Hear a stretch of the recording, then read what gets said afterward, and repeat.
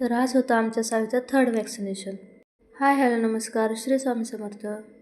तर आज आमच्या सावीचं तिसरं वॅक्सिनेशन होतं. तिला घेऊन तर निघालो होतो, पण मनात खूप जास्त भीती होती, कारण बाळाला इंजेक्शन देताना पाहणं हे एका आईसाठी खूपच जास्त कठीण असतं. पण बाळासाठी वॅक्सिनेशन घेणे हे किती महत्त्वाचं आहे हे माहीत असल्यामुळे मन घट्ट करावं लागतं. गावाकडे राहण्याचा हा एक फायदा आहे की वॅक्सिनेशनसाठी तुम्हाला कोणत्या हॉस्पिटलला जावं लागत नाही, कारण दर महिन्याला डॉक्टर गावातच येत असतात. डॉक्टरांना चेकअप वगैरे केलं आणि सुरुवातीला जे डोस वगैरे असतात ते देऊन घेतले. पहिल्या वॅक्सिनच्या वेळेस तिला खूप जास्त त्रास झाला होता. दुसऱ्या वेळेस नाही झाला, पण यावेळेस काय होतंय काय माहीत नाही. इंजेक्शन वगैरे देऊन झालं आणि ती खूप जास्त रडायला लागली होती. तिला बघून मला असं वाटायला लागलं होतं आता मी पण रडते की काय. फायनली तिसरं वॅक्सिनेशनसुद्धा झालं.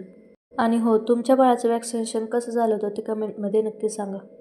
व्हिडिओ आवडला तर चॅनलला लाईक, कमेंट आणि सबस्क्राईब करायला विसरू नका. भेटूया नेक्स्ट ब्लॉगमध्ये. Okay, bye.